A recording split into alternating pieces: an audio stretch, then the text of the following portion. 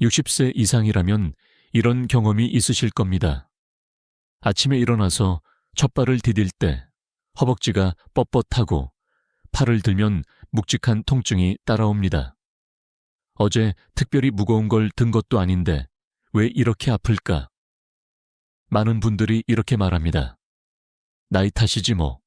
하지만 의학적으로 보면 그것은 단순한 노화가 아닙니다. 몸이 보내는 영양 불균형의 경고 신호입니다. 근육통은 우리 몸의 경보음과 같습니다.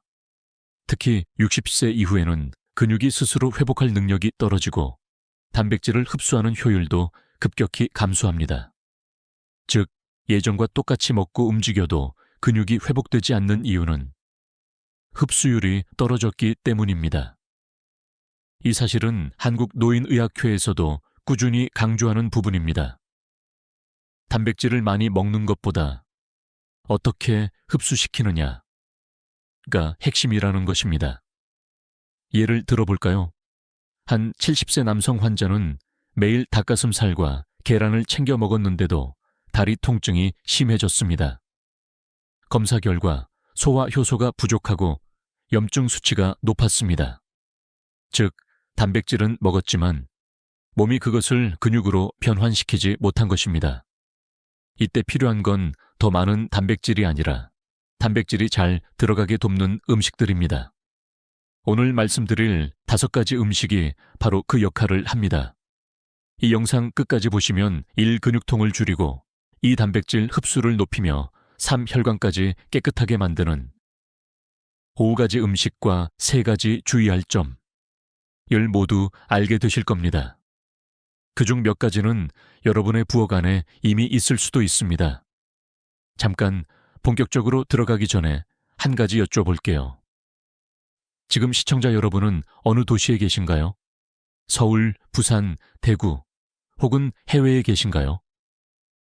댓글로 남겨주시면 같은 지역 어르신들이 함께 교류하실 수 있습니다. 이 채널은 단순히 정보를 전하는 곳이 아니라 서로의 건강을 응원하는 튼튼 라디오 가족이니까요. 이제 본론으로 들어갑니다. 근육통을 완화하고 단백질 흡수를 돕는 음식 5가지. 그 첫 번째는 많은 분들이 지나치지만 의사들이 노인 단백질 보조식품 1순위로 꼽는 식품입니다. 바로 달걀보다 강력한 단백질 흡수 촉진 음식팔입니다. 그게 무엇일까요? 고기도 우유도 아닙니다. 조용히 식탁 한쪽에 있지만 우리 몸 안에서는 놀라운 일을 벌이는 존재입니다. 이제 그 첫 번째 음식을 함께 살펴보겠습니다. 많은 분들이 단백질은 고기나 달걀에서 온다고 믿습니다. 하지만 놀랍게도 달걀보다 더 강력하게 단백질 흡수를 돕는 음식이 있습니다. 그것은 바로 두부와 콩류, 즉 식물성 단백질의 핵심입니다. 아니, 식물성 단백질이 동물성보다 약한 거 아니에요? 이 질문은 아주 자연스럽습니다. 실제로 오랫동안 많은 사람들이 그렇게 배워왔습니다. 하지만 최근 여러 연구가 이 상식을 뒤집고 있습니다. 서울대 식품영양학과 연구진의 보고에 따르면 노년층에서 식물성 단백질의 흡수율이 오히려 더 안정적으로 나타났습니다. 그 이유는 단백질 자체보다 함께 들어있는 식이섬유와 식물 효소 덕분입니다. 콩의 단백질은 위장을 자극하지 않으면서도 소화 과정에서 아미노산을 천천히 방출시켜 근육 합성을 지속시킵니다. 이 속도가 바로 노화된 근육에 유리한 지점입니다. 빠른 에너지가 아니라 꾸준한 회복력을 만들어주는 것이죠. 특히 두부 속 리신과 글루타민산 베란은 근육 재생에 필요한 아미노산을 직접 보충해 줍니다. 또한 지방 함량이 낮아가네 부담을 주지 않습니다. 그래서 70세 이후에는 고기보다 두부 반모, 된장 한 숟갈이 훨씬 이롭다고 의사들은 말합니다. 한 가지 흥미로운 사실이 있습니다. 일본의 장수마을 오키나와 주민들은 하루에 콩 단백질을 1~2mg 섭취합니다. 그들은 고기를 거의 먹지 않는데도 근육 밀도가 70대 후반까지 유지됩니다. 학자들은 그 비결을 식물성 단백질, 플러스 발효식품 조합해서 찾습니다. 즉, 두부와 된장, 청국장, 미소 같은 발효식품이 함께 작용하면서 단백질의 흡수를 돕고 염증을 완화시키는 것입니다. 여기서 질문 하나 던져볼까요? 혹시 두부가 차가워서 소화에 안 좋다는 말을 들어보셨나요? 이건 절반만 맞는 말입니다. 찬 두부를 갑자기 많이 먹으면 위가 놀라긴 하지만 따뜻하게 드거나 구워 먹으면 흡수율이 오히려 상승합니다. 특히 아침에 따뜻한 두부조림 한 접시는 위를 자극하지 않고 단백질을 가장 효율적으로 전달하는 방법 중 하나입니다. 게다가 콩에는 이소플라본이라는 한겹 물질이 풍부합니다. 이 성분은 근육통의 원인인 염증 반응을 조용히 진정시킵니다. 한 연구에서는 매일 콩 단백질을 섭취한 고령 여성들이 2주 만에 근육통 호소 빈도가 30% 감소했다고 보고했습니다. 그만큼 단백질의 양보다 흡수의 질이 중요하다는 이야기입니다. 그렇다면 이런 질문이 생깁니다. 두부만 먹어도 충분할까요? 좋은 질문입니다. 단백질 흡수를 높이려면 한 가지 음식보다는 조합이 중요합니다. 다음 섹션에서는 두부와 함께 섭취하면 근육통 완화 효과를 배로 높여주는 놀라운 조합식, 바로 생강에 대해 말씀드리겠습니다. 혹시 근육통이 있을 때 파스나 진통제에 의존하신 적 있으신가요? 잠시 통증은 사라지지만 다음날 아침이 되면 다시 근육이 뻣뻣해집니다. 그 이유는 간단합니다. 약은 통증을 잠시 멈출 뿐 염증의 근본 원인을 해결하지 못하기 때문입니다. 그런데 이 염증을 몸 안에서부터 조용히 진정시켜주는 식품이 있습니다. 바로 생강장입니다. 생강은 단순히 몸을 따뜻하게 하는 향신료가 아닙니다. 그 속에는 진저롤과 쇼가올이라는 천연 항염 성분이 들어 있습니다. 이 두 물질은 근육 속의 염증 유발 효소를 억제하고 혈관을 확장시켜 피 순환을 돕습니다. 결과적으로 근육에 쌓인 젖산과 노폐물이 빠르게 배출되죠. 그래서 생강은 먹는 파스라고 불릴 만큼 강력한 자연 진통제입니다. 한 흥미로운 연구가 있습니다. 미국 조지아 대학의 실험에서 매일 생강 투지 약 반 숟갈을 섭취한 사람들은 운동 후 근육통이 25% 이상 감소했습니다. 특히 60세 이상 그룹에서 그 효과가 가장 뚜렷했습니다. 이유는 혈류 개선 덕분입니다. 나이가 들수록 혈관의 탄력이 떨어지기 때문에 근육 속 노폐물이 쉽게 빠져나가지 못하죠. 그때 생강이 혈관을 열어주면서 통증을 근본적으로 줄여주는 겁니다. 한국 한의학에서도 생강은 오래전부터 기혈순환의 촉진제로 알려져 있습니다. 특히 찐 생강차나 꿀생강은 노인성 근육통, 냉증, 어깨 결림에 효과적입니다. 많은 분들이 생강은 맵고 속 쓰리다고 걱정하지만 그건 날생강을 많이 먹을 때의 이야기입니다. 따뜻하게 끓이거나 꿀에 재우면 자극은 줄고 효능은 남습니다. 의사로서도 저는 그 생강은 약처럼 먹는 음식이라고 자주 말씀드립니다. 여기서 잠시 생각해 볼까요? 왜 의사들은 진통제를 권하면서도 생강차를 꾸준히 마시라고 할까요? 바로 몸의 자연 회복력을 끌어올리기 때문입니다. 통증은 억누르는 게 아니라 순환을 통해 흘려보내야 합니다. 그리고 생강은 그 순환의 문을 여는 열쇠입니다. 생강을 활용하는 방법은 다양합니다. 가장 간단한 방법은 아침에 생강 조각 1개를 따뜻한 물에 넣어 마시는 것입니다. 그것만으로도 천이 0.5도 상승하고 소화가 개선되며 단백질 흡수력이 높아집니다. 또 두부나 생선 요리에 생강즙을 약간 넣으면 비린내도 잡히고 흡수 효율도 높아집니다. 그런데 생강의 진짜 힘은 여기서 끝이 아닙니다. 최근 학계에서는 생강이 단백질 합성 효소를 활성화한다는 주장이 제기되었습니다. 아직 모든 연구가 일치하지는 않지만 일부 실험에서는 근육세포 내 단백질 생성 속도가 유의미하게 증가했다고 합니다. 즉, 생강은 통증을 줄이는 동시에 근육을 재생시키는 이중 효과를 가진 식품인 셈입니다. 혹시 생강을 매일 먹으면 너무 자극적이지 않을까 이런 걱정이 드신다면 답은 간단합니다. 생강을 소량씩 자주 다른 음식과 함께 드세요. 특히 두부나 된장국에 넣으면 자극이 완화되고 흡수율도 자연스럽게 올라갑니다. 자, 이제 우리는 통증을 완화하고 단백질 흡수를 도와주는 두 번째 조력자 생강을 알게 됐습니다. 그렇다면 다음은 생강과 함께 먹으면 흡수율을 한층 더 끌어올려주는 발효 단백질 식품들을 만나볼 차례입니다. 노년기 건강을 연구하다 보면 자주 듣는 말이 있습니다. 나도 단백질 챙겨 먹는데 왜 근육이 안 생기죠? 이 질문에는 한 가지 공통된 비밀이 숨어 있습니다. 그분들의 식탁엔 늘 익히지 않은 단백질만 있고 발효된 단백질은 거의 없다는 것입니다. 여기서 잠깐 생각해 보세요. 된장, 청국장, 요거트, 나토, 요구르트. 이 음식들의 공통점은 무엇일까요? 바로 발효 과정에서 효소가 만들어진다는 점입니다. 이 효소들은 단백질을 미리 잘게 쪼개 놓아 우리의 위와 장이 부담 없이 흡수할 수 있도록 도와줍니다. 즉, 몸이 일을 덜 해도 근육에 에너지가 들어가는 구조를 만들어주는 것이죠.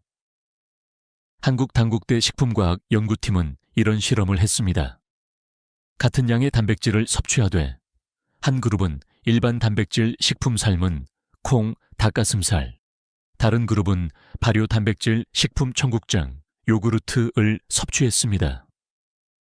그 결과 발효 단백질 그룹의 아미노산 흡수 속도가 1.6배 높았고 혈중 염증 수치가 현저히 낮았습니다. 즉, 근육 회복뿐 아니라 염증 완화까지 함께 이루어진 셈이죠. 이건 단순한 영양학이 아니라 소화 에너지의 재분배라는 개념으로 이해할 수 있습니다. 노년기엔 위산 분비량이 줄고 소화 효소가 30일 40대의 절반 이하로 떨어집니다. 그래서 고기나 달걀을 먹고도 속이 더부룩하고 근육으로 변환되지 못한 단백질이 피로감과 통증의 원인이 됩니다. 반면 발효 단백질은 이미 소화가 절반쯤 끝난 상태이기 때문에 몸이 부담 없이 흡수하고 곧바로 회복에 활용할 수 있습니다. 특히 청국장 속 바실러스 서브틸리스, 바칠룬 subtilis. 균은 단백질 분해뿐 아니라 혈전, 피덩이, 용의 효과까지 가지고 있습니다. 즉, 근육통을 일으키는 혈액순환 문제까지 해결하는 셈이죠. 이 균은 고온에서도 살아남기 때문에 뜨거운 국에 청국장을 넣어도 효과가 유지됩니다. 그래서 저는 환자분들께 자주 이렇게 권합니다. 청국장은 약입니다. 매일 한 숟갈씩만 드세요. 또 하나 잊지 말아야 할 발효 단백질이 있습니다. 바로 요거트와 나토입니다. 요거트 속 유산균은 장내 세균 밸런스를 잡아주고 나토 속 나토키나아제는 단백질을 흡수하는 효소를 활성화시킵니다. 일본에서는 이를 제2의 근육효소라고 부를 정도죠. 실제로 일본 노인 중 나토를 꾸준히 먹는 사람들은 근육량 감소 속도가 30% 느리다고 보고되었습니다. 그렇다면 이런 질문이 생깁니다. 발효 단백질은 냄새가 심하거나 짜서 먹기 어렵지 않나요? 그럴 땐 조합식을 추천드립니다. 예를 들어 된장을 풀 때 두부와 생강즙을 함께 넣으면 짠맛은 줄고 흡수율은 3배 높아집니다. 두부의 식물성 단백질 플람, 된장의 효소 플람, 생강의 한겸 효과가 서로 보완작용을 하며 근육을 지켜줍니다. 이 조합이야말로 노년기의 단백질 황금 공식이라 할 수 있습니다. 최근 일부 학자들은 발효 단백질이 과연 근육 합성에 직접 관여하느냐는 논쟁을 제기합니다. 발효로 인해 단백질이 분해되면 근육 합성에 필요한 구조가 약해질 수 있다는 주장도 있죠. 하지만 다수의 연구는 오히려 반대의 결과를 보여줍니다. 소화가 쉬워진 만큼 아미노산 공급이 일정하게 이루어지고 결과적으로 근육 합성 효율이 더 높아진다는 것입니다. 이건 마치 미리 껍질을 벗겨놓은 과일이 더 빨리 에너지로 전환되는 것과 같은 원리입니다. 결국 핵심은 이겁니다. 많이 먹는 것보다 잘 먹는 것. 노년의 식탁에서 중요한 건 양이 아니라 흡수력입니다. 발효 단백질은 단백질 흡수를 돕고 염증을 줄이며 혈관까지 깨끗하게 만들어줍니다. 이것이 바로 근육통을 진정시키는 세 번째 음식의 힘입니다. 이제 다음 섹션에서는 이 발효 단백질과 함께 섭취하면 근육통 완화 효과가 2배로 커지는 오메가3와 마그네슘의 황금 조합함을 알아보겠습니다. 이제 네 번째와 다섯 번째 음식, 즉 근육통을 완화하고 단백질 흡수를 돕는 황금 조합 하나를 소개할 차례입니다. 이 두 가지는 따로 먹어도 좋지만 함께 섭취할 때 놀라운 시너지를 냅니다. 그 주인공은 바로 오메가3 지방산과 마그네슘입니다. 먼저 오메가3 이야기부터 해볼까요? 오메가3는 생선기름, 특히 고등어, 연어, 정어리, 참치에 풍부하게 들어있습니다. 이 지방산은 근육 속의 염증 반응을 억제하고 근육세포막을 유연하게 만들어 단백질 합성 효소의 활성을 높입니다. 쉽게 말해 오메가3는 근육세포의 문을 열어 단백질이 들어가기 쉬운 환경을 만들어줍니다. 그래서 오메가3를 꾸준히 섭취하면 단백질을 먹을 때보다 훨씬 효율적으로 근육이 회복됩니다. 하버드 의대의 연구에서도 흥미로운 결과가 나왔습니다. 65세 이상 노인을 대상으로 6개월간 오메가3 보충제를 섭취하게 했더니 근육 단백질 합성률이 평균 30% 상승했습니다. 특히 통증을 자주 호소하던 그룹에서 염증 수치가 눈에 띄게 낮아졌고 근육통이 줄어든 비율도 40%를 넘었습니다. 이건 단순히 지방이 아닌 근육을 회복시키는 지방 하칸치라는 뜻입니다.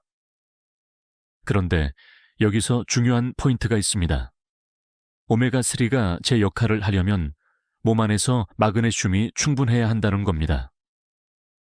마그네슘은 근육 수축과 이완을 조절하고 단백질을 아미노산으로 분해하는 효소의 점화 플러그 같은 역할을 합니다. 즉, 마그네슘이 부족하면 단백질을 아무리 먹어도 몸이 사용하지 못합니다. 이 둘은 마치 피아노의 건반과 페달 같습니다. 오메가3가 멜로디를 만들어내면 마그네슘이 리듬을 맞춰줍니다. 하나만 빠져도 조화가 깨지죠. 실제로 마그네슘이 풍부한 음식은 생각보다 가까이에 있습니다. 시금치, 아보카도, 호두, 아몬드, 검은콩, 바나나. 이들 식품은 오메가3와 함께 먹으면 근육 회복 속도가 훨씬 빨라집니다. 예를 들어 저녁 식사로 구운 고등어 한 토막과 삶은 시금치, 그리고 아몬드 한 줌을 곁들이면 단백질 흡수율이 약 1.4배 향상됩니다. 이건 단순한 식이 요법이 아니라 근육 재활 처방식에 가깝습니다. 조금 색다른 팁도 있습니다. 아침 공복에 따뜻한 물 한 컵 플러스 레몬즙 플러스 아마씨 오일 1티스푼을 섞어 마셔보세요. 이 조합은 오메가3의 흡수를 돕고 마그네슘의 세포 이동을 촉진시켜 혈관과 근육을 동시에 깨끗하게 만들어줍니다. 의사로서 저는 이것을 혈관의 윤활제 습관수라 부릅니다. 물론 논쟁도 있습니다. 일부 학자들은 음식으로 오메가3를 충분히 섭취하기 어렵다며 보충제를 권하기도 합니다. 반면 다른 연구자들은 지나친 보충제 섭취는 혈액 응고를 방해하거나 혈당을 떨어뜨릴 수 있다고 경고합니다. 결국 답은 중간에 있습니다. 하루 2, 3회 자연식품으로 섭취하는 것이 가장 안전하고 효과적입니다. 즉, 약이 아닌 음식으로 채우는 습관이 해답입니다. 이제 여러분의 식탁을 다시 그려볼까요? 아침엔 두부와 된장국, 점심엔 생강을 넣은 생선구이, 저녁엔 시금치와 견과류, 그리고 청국장 한 숟갈. 이렇게 하루를 구성하면 몸은 점점 따뜻해지고 통증은 조용히 가라앉습니다. 이것이 바로 단백질이 근육으로 바뀌는 식단 리듬입니다. 다음 섹션에서는 반대로 이런 좋은 음식의 효과를 완전히 없애버리는 근육통을 악화시키는 잘못된 식습관들을 살펴보겠습니다. 특히 첫 번째 함정은 많은 분들이 좋다고 믿는 음식에 숨어 있습니다. 많은 어르신들이 이렇게 말씀하십니다. 의사 선생님, 근육을 키우려면 고기를 많이 먹어야 한다고 하잖아요. 맞습니다. 단백질은 근육의 재료이죠. 하지만 그 말에는 중요한 조건 하나가 빠져 있습니다. 바로 과하면 독이 된다는 사실입니다. 단백질은 분명 필요합니다. 하지만 나이가 들수록 단백질을 처리하는 장기, 특히 간과 신장의 기능이 떨어집니다. 즉, 40대 때는 문제없던 양이 70대에는 과잉이 되는 겁니다. 이 과잉 단백질은 체내에서 분해되지 못하고 요산과 암모니아로 바뀌어 근육과 관절, 혈관을 자극합니다. 결과적으로 근육통이 완화되기는커녕 오히려 통증이 더 심해지는 악순환이 생깁니다. 서울의대 노인의학센터의 조사에 따르면 육류 단백질을 과다하게 섭취한 60세 이상 남성 그룹은 적정량을 섭취한 그룹보다 근육통 호소율이 2.3배 높았습니다. 이건 단백질이 문제라기보다 그걸 처리할 몸의 여력이 줄었기 때문입니다. 즉, 고기를 덜 먹는 게 아니라 몸이 받아들일 만큼만 먹어야 한다는 뜻입니다. 특히 붉은 고기, 소고기, 돼지고기는 단백질뿐 아니라 포화지방이 많습니다. 이 지방은 혈관을 좁히고 근육으로 가는 산소 공급을 막아 통증을 악화시킵니다. 그래서 고기를 먹더라도 기름을 제거하고 채소와 함께 조리하는 습관이 필요합니다. 예를 들어 불고기보다 두부와 야채를 곁들인 수육이 훨씬 낫습니다. 한 연구에서는 단백질 섭취의 70%를 식물성, 30%를 동물성으로 유지한 노년층이 순수 육류 위주의 식단을 가진 사람보다 근육 회복 속도가 빠르고 피로감도 적었다고 합니다. 하지만 현실은 정반대입니다. 많은 어르신들이 단백질 고기라고 생각해 아침마다 소시지, 햄, 베이컨을 드십니다. 이런 가공육에는 염분과 인산염, 방부제가 많습니다. 이 성분들은 단백질 흡수를 방해할 뿐 아니라 혈관 염증을 일으켜 통증을 유발합니다. 게다가 나트륨은 마그네슘을 배출시키기 때문에 앞서 섭취한 좋은 영양소의 효과도 사라집니다. 여기서 한 가지 의학적 논쟁이 있습니다. 노인에게 고단백식은 근감소증 예방에 필요하다는 주장 vs 고단백식은 신장 부담으로 오히려 근육 손실을 유발한다는 주장입니다. 이 논쟁은 아직 완전히 결론이 나지 않았지만 한 가지 사실만은 분명합니다. 단백질을 많이 먹는 것보다 잘 흡수하게 돕는 것이 더 중요하다는 점입니다. 즉, 품질과 균형이 양보다 중요합니다. 그렇다면 얼마나 먹는 게 적당할까요? 의학적으로 권장되는 70세 이상 노인의 단백질 섭취량은 체중 1kg당 0.81g입니다. 예를 들어 체중이 60kg라면 하루 60g 정도면 충분합니다. 그 이상을 먹는다면 꼭 두부, 콩, 생선, 달걀 등을 섞어 균형을 맞춰야 합니다. 또한 하루 중 한 번은 반드시 채소 플런트 단백질 발수 발효식품이 함께 들어간 식사를 하세요. 예를 들어 점심에 두부 된장국, 저녁에 생강 넣은 생선조림, 그리고 아침에 요거트를 곁들이면 고기를 줄여도 근육 회복에는 아무런 문제가 없습니다. 한 가지 팁을 드리자면 고기를 꼭 먹고 싶을 땐 식초나 파인애플즙에 10분 정도 재워보세요. 그 속의 효소가 단백질 구조를 미리 분해해 흡수율을 높이고 위 부담을 줄여줍니다. 즉, 같은 고기라도 먹는 방식이 약이 될 수도 독이 될 수도 있는 겁니다. 결론적으로 고기는 줄이는 것보다 조절하는 것이 핵심입니다. 지나친 육류 단백질은 근육통의 원인이 되지만 균형 잡힌 단백질은 근육을 회복시킵니다. 이 차이를 아는 것이 바로 건강한 노년의 첫 번째 방어선입니다. 다음 섹션에서는 이제 많은 분들이 건강에 좋다고 믿고 있는 또 다른 함정, 건강보조제 과신의 덫을 살펴보겠습니다. 어쩌면 여러분의 서랍 속에도 그 위험이 숨어 있을지도 모릅니다. 요즘 TV나 유튜브 광고를 보면 이런 문구가 넘쳐납니다. 근육을 살려주는 단백질 보충제, 하루 한 포로 활력 충전, 의사들도 먹는 프리미엄 단백질, 이런 말에 혹해 매달 꽤 큰 돈을 들여 구입하시는 분들이 많습니다. 하지만 진실은 이렇습니다. 보충제는 약이 아니고 음식도 아닙니다. 즉, 몸이 자연스럽게 받아들이는 영양이 아니라는 뜻이죠. 저는 병원에서 이런 환자를 자주 봅니다. 선생님, 단백질 파우더를 매일 먹는데도 팔에 힘이 안 들어가요. 검사를 해보면 간 수치가 올라가 있고 소화 효소가 약해져 있습니다. 문제는 몸이 그 단백질을 사용하지 못하고 있다는 점입니다. 분말 형태의 보충제는 단백질 구조가 인위적으로 변형돼 있어서 노화된 장과 간이 그것을 처리하기 어렵습니다.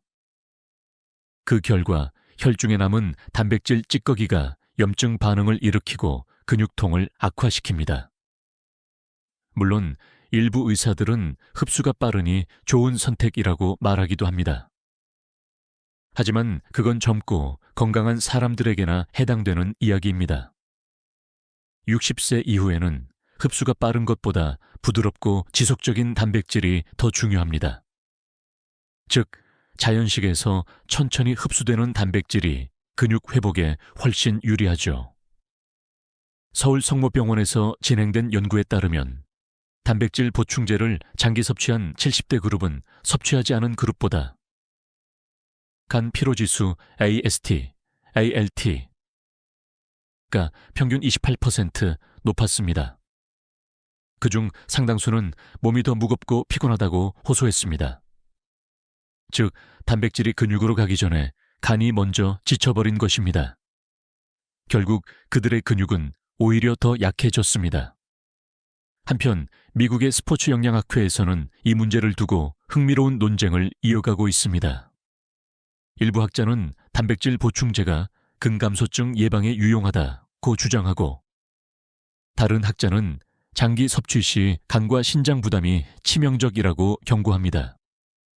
아직 완전한 결론은 없지만 의료 현장의 현실은 이미 말해줍니다. 보충제 남용은 오히려 몸을 지치게 만든다는 것을요. 그렇다면 보충제를 완전히 끊어야 할까요? 꼭 그렇진 않습니다. 식사로 단백질을 충분히 섭취하기 어려운 경우 의사 처방 아래에서 보충용으로 소량만 드신다면 도움이 될 수 있습니다. 하지만 그 기준은 식사를 대체하지 않는 것입니다. 한 끼를 파우더로 대신하는 순간 몸은 소화 기능을 멈추고 스스로 단백질을 받아들이는 능력을 잃습니다. 그게 바로 근육 노화의 가속 버튼이 됩니다. 그래서 저는 환자들에게 이렇게 조언합니다. 보충제는 보조입니다. 중심은 음식이어야 합니다. 예를 들어 파우더 대신 요거트 플라, 두부 플라, 생강즙 플러스 아몬드가 들어간 스무디를 만들어 보세요. 흡수율은 비슷하지만 간 피로는 훨씬 적고 몸이 훨씬 따뜻해집니다. 무엇보다 이건 음식이니까요. 한 가지 작은 실험을 권합니다. 일주일만 보충제를 끊고 하루 3끼의 자연 단백질, 콩, 생선, 발효식품을 넣어보세요. 대부분 3, 4일 만에 몸이 덜 붓고 통증이 줄었다고 느끼실 겁니다. 이건 단순한 기분이 아니라 간과 신장이 회복되며 염증 반응이 줄어든 결과입니다. 혹시 이 말을 들으며 이런 의문이 드시나요? 하지만 TV에서 의사도 먹는다던데요. 그건 광고의 언어입니다. 카메라 앞에서 말하는 의사가 환자에게 처방하는 의사와는 다릅니다. 진짜 의사는 이렇게 말합니다. 음식이 약입니다. 보충제는 음식이 부족할 때 잠시 돕는 손일 뿐입니다. 결국 핵심은 간단합니다. 근육을 살리고 싶다면 가루보다 씹는 단백질, 즉 자연 그대로의 식사로 돌아가야 합니다. 그게 바로 근육통을 줄이고 흡수력을 살리는 가장 안전한 길입니다. 이제 다음 섹션에서는 겉보기엔 무해해 보이지만 근육을 조용히 공격하는 달콤한 간식의 함정말을 살펴보겠습니다. 이건 아마 많은 분들이 매일 하는 작은 습관일 겁니다. 나는 단 것을 그렇게 많이 먹지 않아요. 많은 분들이 이렇게 말씀하시지만 사실 하루에도 여러 번 숨어있는 당분물을 섭취하고 있습니다. 커피 믹스 한 잔, 과일 주스 한 컵, 식후에 먹는 조각 케이크나 꿀 한 숟갈까지. 이 작은 습관들이 쌓이면 근육통을 조용히 악화시킵니다. 그 이유는 단 하나, 당분이 단백질 흡수를 방해하기 때문입니다. 당분은 단백질 합성에 필요한 효소를 마비시키고 몸 안의 염증 반응을 촉진합니다. 특히 과당 프룩토스는 간에서 대사될 때 AGE 당화 최종 산물이라는 독성 물질을 만들어냅니다. 이 AGE는 근육과 혈관 벽에 들러붙어 세포의 탄력을 떨어뜨리고 통증 수용체를 과민하게 만듭니다. 결국 근육은 단단하게 뭉치고 통증은 더 깊어집니다. 서울의대 임상영양팀은 60세 이상 노인 200명을 대상으로 식습관을 조사했습니다. 그 결과 하루 평균당 섭취량이 50글 넘는 그룹은 그 이하인 그룹보다 근육통 호소 빈도가 약 1.8배 높았고 단백질 흡수율은 눈에 띄게 낮았습니다. 즉, 설탕이 많을수록 단백질이 몸에 머물지 못하고 피로물질로 바뀌는 것입니다. 한 가지 흥미로운 사실이 있습니다. 단맛은 단백질을 분해하는 효소의 활동을 약 40% 억제합니다. 이건 단순히 달면 해롭다는 차원이 아닙니다. 몸이 단백질을 에너지로 바꾸는 과정이 아예 차단된다는 뜻이죠. 그래서 단백질을 아무리 많이 먹어도 당이 많은 간식과 함께 먹으면 효과가 사라집니다. 예를 들어 달달한 우유 커피나 단맛 나는 요거트, 시럽이 든 견과류 스낵은 단백질 도둑가람쥐라 불립니다. 그런데 여기서 또 하나의 역설이 있습니다. 많은 분들이 단 게 없으면 힘이 안 난다고 하십니다. 이건 단순히 입맛 문제가 아니라 호르몬 반응의 착각입니다. 당을 먹으면 인슐린이 급격히 올라가 뇌가 에너지가 생겼다고 느끼지만 실제로는 혈당이 급락하면서 피로감이 심해집니다. 결국 근육은 에너지를 잃고 통증이 찾아옵니다. 이걸 단맛피로 증후군치라고 부릅니다. 그렇다면 완전히 단 것을 끊어야 할까요? 그건 또 아닙니다. 몸이 당을 원할 때는 정제된 설탕 대신 자연식 단맛으로 바꿔보세요. 예를 들어 바나나, 고구마, 단호박, 대추 또는 꿀 한 방울 같은 자연식 당분은 흡수 속도가 느려서 인슐린을 천천히 자극합니다. 이렇게 하면 단백질 합성에 필요한 균형이 깨지지 않습니다. 즉, 당을 조절하는 것이 단백질을 지키는 길입니다. 하나 더, 단맛을 줄이려면 식사 순서가 중요합니다. 식사 후 바로 간식을 먹으면 혈당이 급격히 올라가지만 식사 2시간 후 따뜻한 차와 함께 과일 한 조각을 먹으면 혈당 상승폭이 절반 이하로 줄어듭니다. 특히 생강차, 계피차, 보리차는 혈당을 안정시키고 염증을 완화시켜줍니다. 이건 단순한 식후 습관이 아니라 근육통 예방의 하루 루틴이라 할 수 있습니다. 물론 일부 학자들은 당이 근육통과 직접 연관이 없다고 주장하기도 합니다. 하지만 최근 하버드 공중보건대 연구에서는 혈당이 높을수록 근육 회복 속도가 느리다는 결과를 발표했습니다. 이는 당이 염증 경로를 자극해 근육 재생세포의 활동을 방해하기 때문입니다. 즉, 통증과 당의 관계는 간접적이지만 결과는 분명합니다. 혹시 오늘도 커피 믹스를 2잔 이상 드셨나요? 그렇다면 오늘 하루 단백질이 근육으로 가는 문이 조금 닫혔을지도 모릅니다. 내일부터는 그 커피 믹스 대신 따뜻한 보리차나 생강차로 바꿔보세요. 그 작은 변화 하나가 근육통을 줄이고 흡수력을 살리는 첫걸음이 될 것입니다. 이제 다음 섹션에서는 많은 분들이 모르는 또 하나의 적, 밤늦은 식사 습관, 이 근육통을 악화시키는 이유를 다루겠습니다. 이건 단순한 소화 문제가 아닙니다. 우리 몸의 단백질 리듬을 깨뜨리는 행동입니다. 잠들기 전에 뭔가 조금 먹으면 잠이 잘 오던데요. 밤에 속이 허하면 단백질 쉐이크 한 잔 정도는 괜찮죠. 이런 말을 진료실에서 하루에도 몇 번씩 듣습니다. 하지만 의학적으로 보면 밤늦은 식사는 단백질의 적이며 근육통의 친구입니다. 우리 몸은 밤 10시 이후부터 복구 모드로 전환됩니다. 이 시간대에는 세포가 휴식을 취하며 낡은 단백질을 분해하고 새로운 단백질로 교체하는 작업을 합니다. 그런데 이때 음식을 먹거나 단백질을 섭취하면 소화기관이 다시 깨어나면서 복구 과정이 지연되거나 방해받습니다. 즉, 근육이 쉬어야 할 시간에 위와 간이 일하느라 몸 전체가 과로 상태가 되는 것입니다.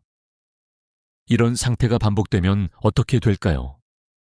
밤마다 피로가 쌓이고 아침에 몸이 더 뻣뻣해집니다. 특히 단백질 흡수 효소는 밤 시간대에 활동이 거의 멈추는데 이때 단백질을 섭취하면 대부분 찌꺼기 단백질나로 남습니다. 이 찌꺼기들은 혈관을 타고 돌다가 염증 반응을 일으키고 근육통의 원인이 됩니다. 서울 아산병원의 연구에 따르면 밤 9시 이후 단백질식 고기, 우유, 단백질 음료를 섭취한 노년층은 그렇지 않은 그룹보다 아침 근육통 호소율이 2.1배 높았고 수면 중 성장 호르몬 분비량은 35% 감소했습니다. 성장 호르몬은 근육 재생에 핵심적인 역할을 하기 때문에 이 호르몬이 줄면 아무리 단백질을 먹어도 몸이 회복 명령을 내리지 못합니다. 또 하나의 문제는 역류와 소화 불량입니다. 노년기엔 위 근육이 약해져 있어 밤에 먹은 음식이 그대로 식도 쪽으로 올라오기도 합니다. 이 현상은 수면 중 가슴 통증, 어깨 결림, 두통으로 이어집니다. 그래서 어떤 분들은 자다가 어깨가 결려서 깨요 라고 말하지만 사실 원인은 늦은 식사인 경우가 많습니다. 이건 단순히 소화 문제가 아니라 근육의 회복을 방해하는 생활습관 질환입니다. 여기서 한 가지 흥미로운 연구를 소개하겠습니다. 일본 개요 대학에서는 70대 이상 노인을 대상으로 단백질 섭취 시간대 실험을 했습니다. 아침에 단백질 식사를 한 그룹은 3개월 뒤 근육량이 평균 5% 증가한 반면 밤에 단백질을 먹은 그룹은 오히려 근육량이 줄어들었습니다. 결국 단백질은 언제 먹느냐가 얼마나 먹느냐보다 훨씬 중요하다는 결론이 나온 겁니다. 그렇다면 늦은 밤 배가 고플 땐 어떻게 해야 할까요? 이럴 때는 하복구를 돕는 가벼운 음식들을 선택하세요. 예를 들어 따뜻한 생강차, 꿀물 한 스푼, 혹은 요거트 한 2숟갈 정도면 충분합니다. 이건 소화를 방해하지 않으면서 혈당과 천을 안정시켜 숙면을 돕습니다. 반대로 단백질 쉐이크, 우유, 빵, 고기 반찬은 피해야 합니다. 이건 수면 중 위를 계속 작동시키고 단백질 흡수율을 오히려 떨어뜨립니다. 한 가지 더, 많은 분들이 늦은 저녁을 먹지 않으면 근육이 빠진다고 걱정하시지만 그건 잘못된 공포입니다. 근육은 밤에 먹은 단백질이 아니라 낮 동안 움직이며 만들어진 미세한 손상을 수면 중 복구하면서 생깁니다. 즉, 밤에 먹는 게 아니라 낮에 움직이는 것이 근육의 진짜 밥입니다. 혹시 오늘도 밤 10시 이후 식사를 하셨다면 내일부터는 시간을 조금만 앞당겨 보세요. 저녁 6시 사이에 식사를 끝내고 잠자기 전에는 따뜻한 차로 몸을 달래는 습관. 이 단순한 변화 하나로 아침 통증이 줄고 단백질 흡수율이 눈에 띄게 높아질 것입니다.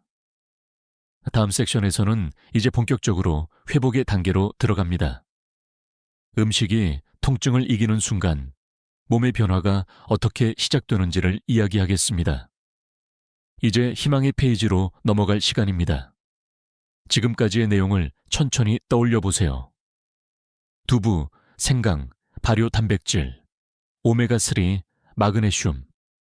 이 5가지는 단순한 영양소가 아닙니다. 이들은 서로 맞물려 몸이 스스로 치유하는 회로를 켜줍니다. 이 회로가 켜지는 순간 근육은 다시 부드러워지고 통증은 조용히 물러갑니다. 그 순간을 저는 회복의 전환점이라 부릅니다. 그 전환점은 생각보다 단순하게 찾아옵니다. 아침에 눈을 떴을 때 몸이 덜 무겁고 계단을 오를 때 다리가 덜 뻐근하며 밤에 눕기 전에 허리가 조금 가벼워지는 느낌. 이건 약의 효과가 아니라 세포가 회복 리듬을 되찾았다는 신호입니다. 즉, 몸이 스스로를 복구할 힘을 되찾은 겁니다. 근육통은 사실 단백질의 문제가 아니라 순환과 흡수의 문제였습니다. 좋은 단백질을 아무리 많이 먹어도 혈류가 막히고 효소가 제 역할을 못하면 그건 단순히 음식 찌꺼기에 불과합니다. 하지만 우리가 다뤘던 5가지 음식은 이 순환의 문을 하나씩 열어줍니다. 예를 들어 생강은 혈관을 열고 두부는 흡수를 돕고 발효 단백질은 소화를 덜어주며 오메가3는 세포막을 부드럽게 하고 마그네슘은 근육의 이완을 유도합니다. 이 과정이 반복되면 몸은 스스로 회복 루프를 완성하게 됩니다. 즉, 음식이 통증을 이기는 순간이 오는 것이죠. 실제로 한 환자 이야기를 해드릴까요? 72세 여성 환자분이 있었습니다. 무릎 통증으로 밤에 잠을 설쳤고 진통제를 달고 살다시피 했습니다. 그분이 제게 이렇게 말했죠. 선생님, 이제 약을 먹기 싫어요. 음식으로 바꿀 수 있을까요? 저는 두부, 청국장, 생강차, 고등어, 시금치, 견과류, 이 5가지를 매일 식단에 포함시키도록 했습니다. 그리고 3주 뒤 그녀는 이렇게 말했습니다. 아침에 무릎이 덜 붓고 다리가 따뜻해졌어요. 그건 단순한 기분이 아니었습니다. 검사 결과 염증 수치 CRP가 절반 이하로 감소했죠. 음식이 몸을 바꾼 것입니다. 여기서 중요한 교훈이 있습니다. 우리의 몸은 늘 변화를 기다리고 있다는 것. 문제는 약이 부족한 게 아니라 회복의 시간이 부족했던 겁니다. 그리고 그 시간을 만들어주는 것이 바로 음식입니다. 음식은 단순히 배를 채우는 것이 아니라 세포의 언어로 된 약입니다. 매일 먹는 식사가 결국 우리의 근육, 혈관, 마음을 결정합니다. 이쯤에서 한 가지 질문을 던지고 싶습니다. 당신의 식탁은 지금 회복을 돕고 있나요? 아니면 방해하고 있나요? 그 답은 단순합니다. 오늘 저녁 식탁에 자연의 색이 보인다면 당신의 몸은 이미 회복을 시작하고 있습니다. 두부의 하얀색, 생강의 노란색, 시금치의 초록색, 생선의 은색. 이 색들은 단순한 음식이 아니라 몸이 기억하는 치유의 신호입니다. 음식이 통증을 이기는 순간 몸은 다시 믿음을 배웁니다. 아, 나는 아직 회복할 수 있구나. 그 믿음이 생기면 근육은 단단해지고 마음은 편안해집니다. 그리고 그때부터 진짜 변화가 시작됩니다. 다음 섹션에서는 실제로 이 변화를 겪은 환자들의 이야기와 학계가 주목한 연구 결과들을 함께 살펴보겠습니다. 그들의 여정은 바로 여러분의 내일을 보여줄 것입니다. 음식의 힘은 조용하지만 꾸준합니다. 처음엔 이게 정말 효과가 있을까 하던 분들도 3주, 4주가 지나면 자신도 모르게 깨닫습니다. 통증이 줄고 몸이 가벼워졌다는 것. 이건 기적이 아니라 과학입니다. 오늘은 실제로 제가 만난 환자들과 세계 여러 연구가 함께 증명한 그 결과를 나누겠습니다. 먼저 74세의 김 어르신. 10년 넘게 어깨 통증으로 병원을 다니셨습니다. 진통제를 끊을 수 없었고 근육 주사를 맞으면 잠시 나아지지만 며칠 뒤면 다시 아팠습니다. 그분이 어느 날 이렇게 말했습니다. 약보다 음식을 믿어보겠습니다. 그때부터 두부와 생강, 청국장, 고등어, 시금치를 매일 식탁에 올리기로 했습니다. 그리고 2주째 되는 날, 그녀는 제게 웃으며 말했습니다. 밤에 어깨가 덜 아파요. 파스 붙이지 않아도 자요. 3개월 후 MRI를 찍어보니 어깨 주변의 염증 수치가 확실히 감소해 있었습니다. 그녀는 지금도 이렇게 말합니다. 이건 약이 아니라 내 몸의 습관이 치료해 준 거예요. 비슷한 사례는 세계 곳곳에서도 보고되고 있습니다. 미국 워싱턴대 의대에서는 65세 이상 근육통 환자 120명을 대상으로 식이 개선 프로그램을 6주간 진행했습니다. 그중 식물성 단백질, 팔스, 오메가3, 파산스 발효식품을 병행한 그룹은 진통제 사용률이 48% 감소, 근육 회복 속도는 1.5배 빨랐습니다.